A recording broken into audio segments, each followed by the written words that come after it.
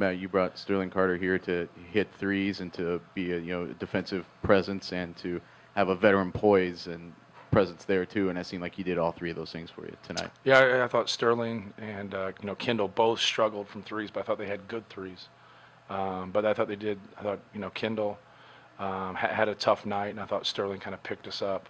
With just making plays and being around the basketball and bringing a lot of energy. Coach, what does AJ have to do to improve off this game? Well, I don't think he was able to get into a flow. We had so much foul trouble. I decided not to bring him back to get that third, which he got, early in that second half, and he just never got going. And as a big guy, it's big guys get in foul trouble, it seems like, more than others. So you've been through it before. It's just trying to get yourself ready to play. But we got to do a better job of containing the dribble and helping him. Just too many people were making direct drives and attacking the rim early in the game, and that's how we got in foul trouble.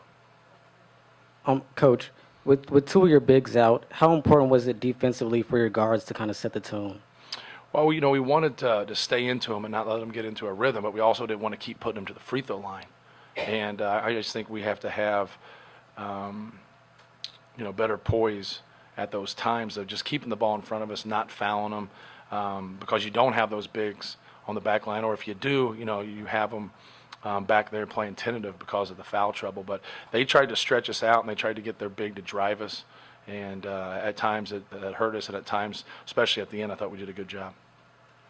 Coach, Ronnie, if my math is right, is 17 for 27 from the field this season, much more efficient. Can you talk a little bit about what he's been able to do in terms of being smarter about when to attack and how that's impacted the team? Well, I think he's done a good job. He's worked on his game. He's put time in to his, make some threes, make some pull-ups. But he's just picking the spots. I think we have more weapons this year, and so he doesn't have to do quite as much. But, he has a big-time night if he knocks down his free throws. But he also made some big plays at key times, and that's what we need him to do. Matt, I know it's been a big topic of conversation, the new foul rules, everything like that. I mean, is it a concern now when you do have the foul troubles like you do tonight, and you got a team like Ryder who's hitting just about every free throw? Right. Well, this is the first time it's affected us, but I think at times we put our hands on them, we foul them too much. I just don't like the calls when the offense initiates the contact. When the offense initiates, you can be in legal guarding position and still be moving. So I know that I don't mean to contradict myself, but you can.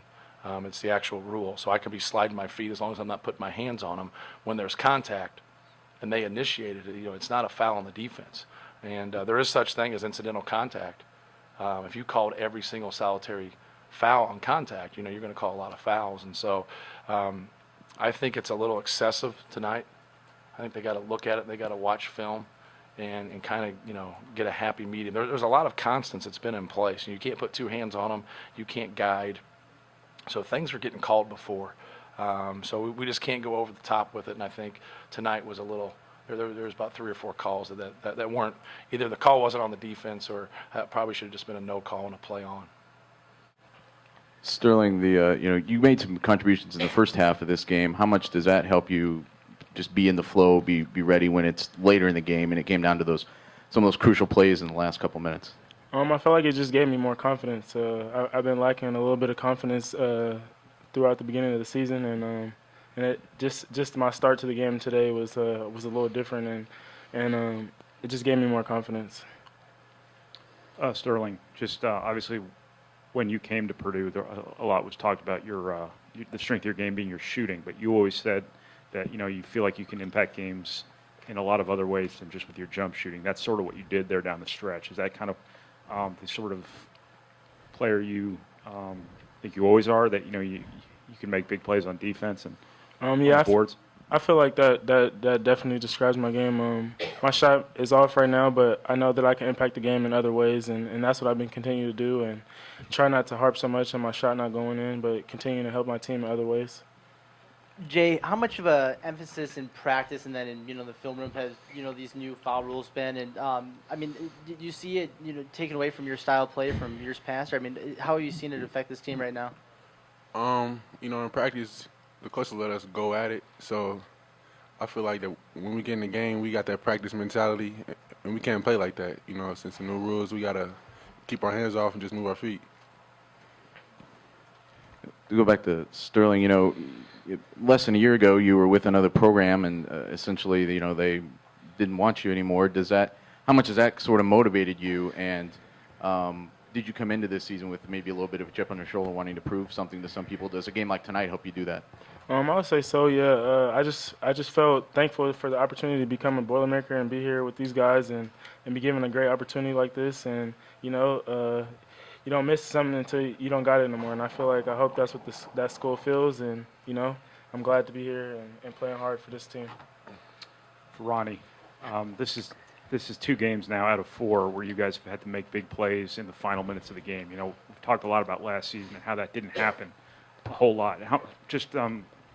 What does that do for this whole team's kind of confidence right now that you've been able to pull these 2 games out when they were so close at the end? Just overall, I don't think we want the game to be that close at the end of the game anyway. So we're just trying to fight to, make it be a better score at the end and not let them, be so close at the end and let us be on top more. And just my intensity of closing out the game, I thought I've been doing a good job. Just got to knock down a few more free throws, but I think my team's starting to believe in me, and we're all trusting each other. This one's for Ronnie. What did you see in the defense that allowed you to attack the basket so effectively tonight? Can you say that again? What did you see in the defense that allowed you to attack the basket tonight? I thought a lot of turn down screens was open. They were just looking towards the screen, just rejecting it. It was open a lot of the time, and also just laying off of me and sagging off me. So I just took advantage of that.